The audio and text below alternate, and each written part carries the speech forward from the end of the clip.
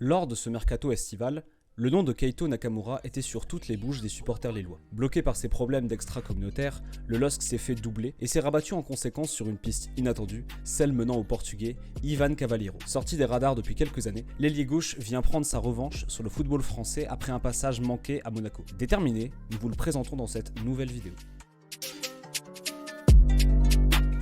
Si vous connaissez déjà Ivan Cavaleiro, vous pensez forcément à Monaco. Né à proximité de Lisbonne en 1993, le gamin n'a en effet pas tardé à atterrir dans le championnat français et c'est en juillet 2015 qu'il rejoindra le club de la Principauté qui déboursera 15 millions pour le sortir de son club formateur. Le Benfica Lisbonne, où il n'aura que très peu joué.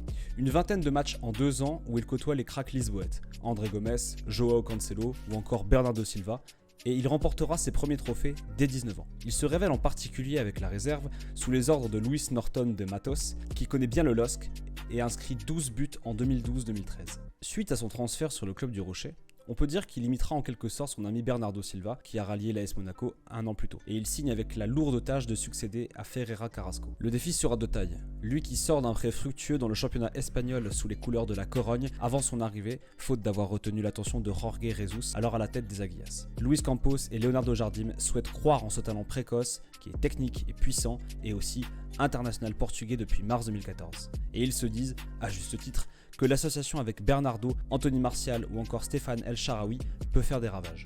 Les débuts du néo-monégasque vont dans ce sens. Lors de la préparation estivale, Ivan Cavaleiro marque 3 buts. Il récidivera quelques jours plus tard en marquant contre Berne en 3e tour préliminaire de LDC et mène la cavalerie avec Kurzawa sur son côté gauche. Les débuts sont alors très prometteurs et les supporters monégasques pleins d'enthousiasme. Problème, la suite se complique. Après le départ de Kurzawa, Ivan Cavaleiro ne parvient plus à convaincre. Il est plombé par une lombalgie qui va l'écarter des terrains à partir de novembre. Suite à ça, l'éclosion de Thomas Lemar à son poste ne l'aide pas lorsqu'il retrouve les terrains en mars. Le bilan, 12 matchs de Ligue 1, 1 but et c'est tout pour la saison 2015-2016. Lors de l'intersaison, Ivan est invité à voir ailleurs, Monaco ayant fort besoin de dégraisser son effectif pléthorique. Et l'ailier gauche trouve une porte de sortie outre-Manche en toute fin de mercato. Après le Portugal, l'Espagne et la France, Ivan Cavaleiro s'apprête à découvrir un nouveau championnat, l'Angleterre. C'est là-bas qu'il va écrire la majeure partie de sa carrière. Premièrement, à Wolverhampton, avec qui il participe à 2 saisons en Championship, puis une montée en Premier League.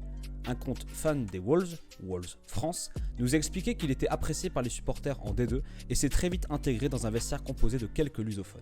Sa capacité à déborder, dribbler et frapper, tout en revenant défendre, était extrêmement appréciée. Et sa saison 2017-2018 fut sans aucun doute la plus aboutie, tant individuellement que sur le plan collectif, avec 9 buts et 13 passes décisives.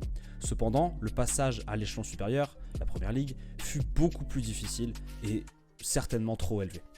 En 2018-2019, il a souffert de la concurrence d'Adama Traoré et a moins joué, mais les Wolves ont gardé un très bon souvenir de lui.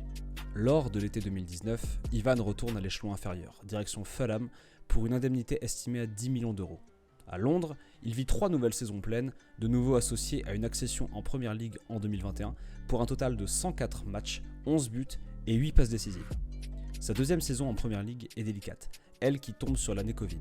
Fulham, 18e, sera relégué et Cavaleiro s'attire la foudre des supporters. Scott Parker, l'entraîneur, l'aligne régulièrement à la pointe de l'attaque et il enchaîne les immanquables devant le but. Il est l'auteur de ce penalty gag contre Everton. Maladroit, il est malheureusement l'un des premiers joueurs pointés du doigt après la saison cauchemar de son équipe, mais les Anglais louent son professionnalisme et ses efforts. Et alors qu'il est peu à peu écarté des plans des Cottagers, il s'offrira une pige en Turquie avec Alanyaspor avant d'enfin atterrir au LOSC.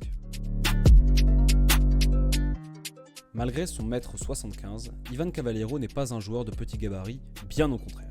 Il est assez costaud, dans le sens positif du terme, ce qui lui permet d'être puissant et de savoir s'imposer dans les duels. Ses 6 saisons en Angleterre n'y sont pas pour rien. Pur droitier, il a cependant du mal à utiliser son pied gauche et ce, même lorsqu'il se retrouve dans de bonnes positions. Ce qui n'est pas forcément une bonne nouvelle lorsqu'on connaît la fragilité d'Ounas et de Edon Zegrova. À propos de ses positions de tir, il est à l'aise hors de la surface et n'hésite pas à tenter sa chance. En revanche, il a beaucoup plus de difficultés à se retrouver dans des positions de tir intéressantes à l'intérieur de la zone de vérité. Et quand c'est le cas, l'ailier portugais n'a pas beaucoup de réussite, en témoignent ses improbables manqués avec Fulham. Pur ailier gauche, sa carrière montre une certaine polyvalence, même si son côté préférentiel reste à gauche où il a sa spéciale.